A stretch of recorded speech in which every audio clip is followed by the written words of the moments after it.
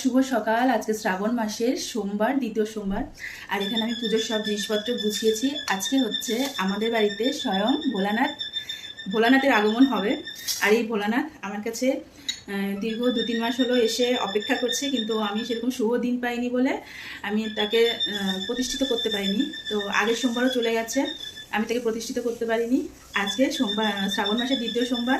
আর আজকে ভোলানাথকে আমরা আমাদের ঠাকুরের আসনে আমরা প্রতিষ্ঠিত করব। আর তার জন্যই আমি সামান্য আয়োজন করেছি। এখানে আমাদের ভোলানাথ এখন ওইভাবে প্যাকেটই করা আছে, যেহেতু আমি সেরকম কোনো শুভ দিন পাইনি বলে তাকে আমি আসনে বসাতে পারিনি।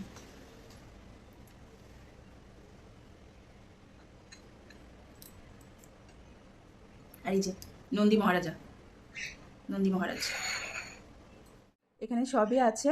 তো আমি এখন সব কিছু গুছিয়ে নেব। আর আমরা যাব হচ্ছে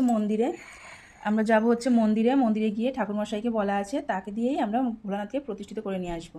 তো আমি সব কিছু গুছিয়ে নিচ্ছি। এখন এখানে পুজোর সব কিছু গুছিয়ে নিয়েছি। এখন ভোলে বাবাকে নিয়ে, পাখিকে নিয়ে, সবাইকে নিয়ে আমরা যাব মন্দিরে। মানে কী হবে, ভোলানাথকে কীভাবে প্রতিষ্ঠা করা হয় সবই তোমাদের সঙ্গে অল্প অল্প করে শেয়ার করছি।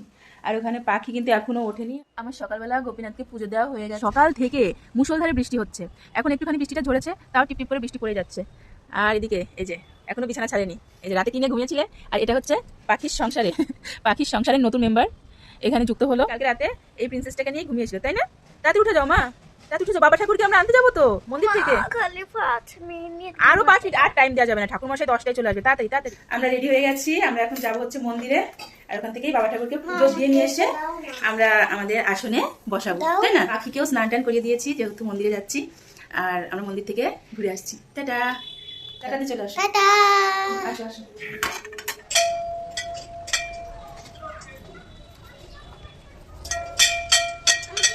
আজ থেকে ঠিক 3 মাস আগে পাখির বাবা গিয়েছিল ওমকারেশ্বর, স্বয়ং মহাকালের সঙ্গে দেখা করতে, মহাকালের পুজো দিতে।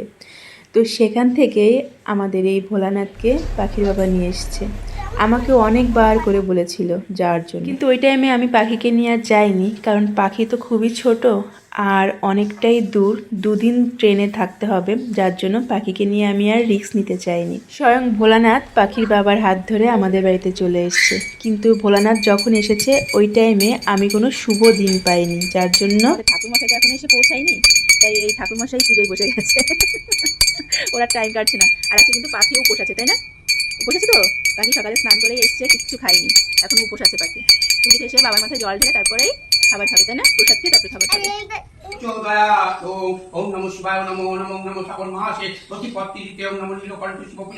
কিছুক্ষণের মধ্যেই ঠাকুর মশাই চলে এসেছিল। তারপর মহাদেবকে অভিষেক করে তার প্রাণ প্রতিষ্ঠা করা হলো। আর এখনই আমরা বাবাকে নিয়ে যাব বাড়িতে। তো এখন ধূপ আর মোমবাতিটা দেখিয়ে নিচ্ছি। আসলে আজকে শ্রাবণ মাসের দ্বিতীয় সোমবার ছিল, ঠাকুরমশাই খুব তাড়াহুড়োর মধ্যে ছিল, তাই আমাদের তড়িঘড়ি করে পুজোটা করে দিয়ে গেল। এখন আমরা ধূপ টুপ দেখিয়ে নমস্কার করে তারপরেই বাড়ি ফিরবো। আর হ্যাঁ, আমাদের বললো যে বাড়ি যখন ঢুকবো বাবাকে নিয়ে, তখন শঙ্খ বাজিয়ে বা উলুধ্বনি দিয়েই বাবাকে যেন ঘরে ঢোকায়। আর যেটা বলছিলাম যে তখন শুভ কোনো দিন পাইনি বলে এই শ্রাবণ মাসের অপেক্ষা করছিলাম, আর এই আজকেই বাবাকে প্রতিষ্ঠা করলাম।